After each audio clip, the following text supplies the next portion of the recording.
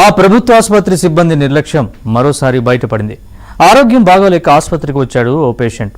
అదే ఆయన చేసిన పాపం. ఇంకేం, సిబ్బంది హుటాహుటిన స్పందించారు. బతికుండగానే గుర్తు తెలియని శవమని రాత్రంతా మార్చురీలో ఉంచి తాళం వేశారు. ఈ అమానవీయ ఘటనపై తెలంగాణ రాష్ట్ర మంత్రి విచారణకు ఆదేశించారు.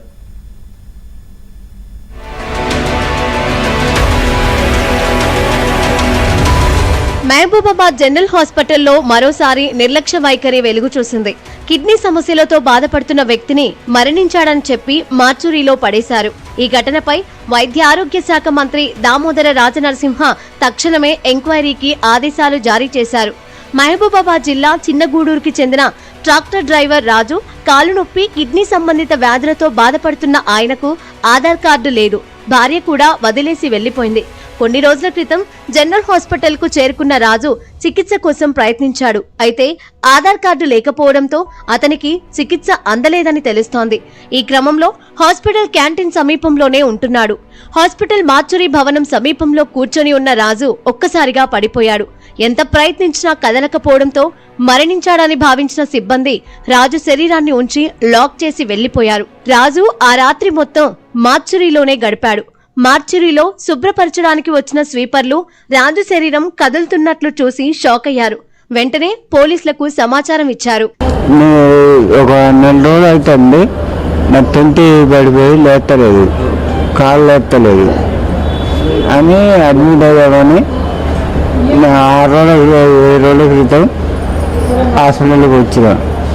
వస్తే నేను అటెండర్ ఉండాలి, నీకు ఆధార్ కార్డు ఉండాలి అని అన్నారు. అంటే ఆధార్ కార్డు లేదు నా దగ్గర, అటెండర్ ఉన్నాయంటే మనుషులు నాకు ఎవరు లేరు అని చెప్పేసి నేను క్యాంటీన్లో పడుకుంటున్నా,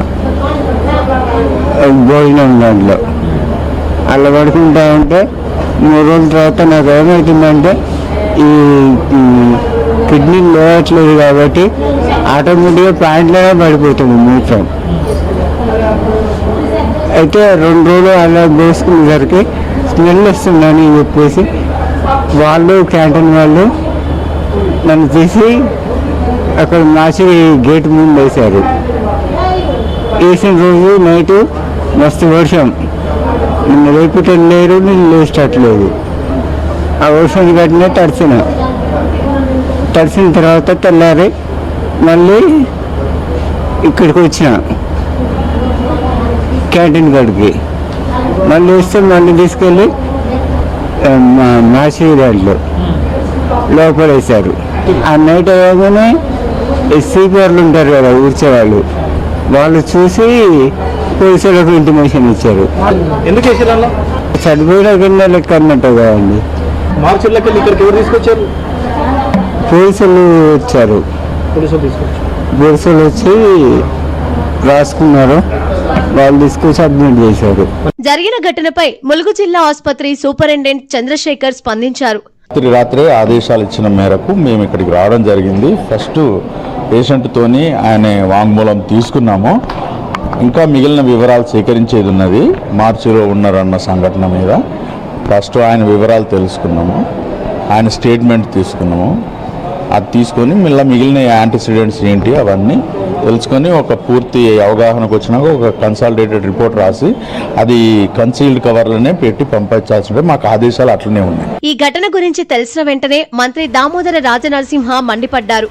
ఆధార్ కార్డు లేకపోతే చికిత్స ఇవ్వకపోవడం ఏమిటని ప్రశ్నించారు. తక్షణమే డిఎంఈ బృందం విచారణ చేపట్టాలని ఇచ్చిన ఆదేశాల మేరకు డైరెక్టర్ హైదరాబాద్లోని వేరువేరు మెడికల్ కాలేజీల్లో పనిచేస్తోన్న 3 సీనియర్ ప్రొఫెసర్లు విచారణ చేపట్టారు.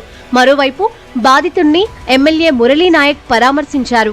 అయితే ప్రభుత్వ ఆసుపత్రిలో వైద్య సిబ్బంది నిర్లక్ష్యంపై పెద్ద ఎత్తున స్థానికులు ఆగ్రహం వ్యక్తం చేస్తున్నారు.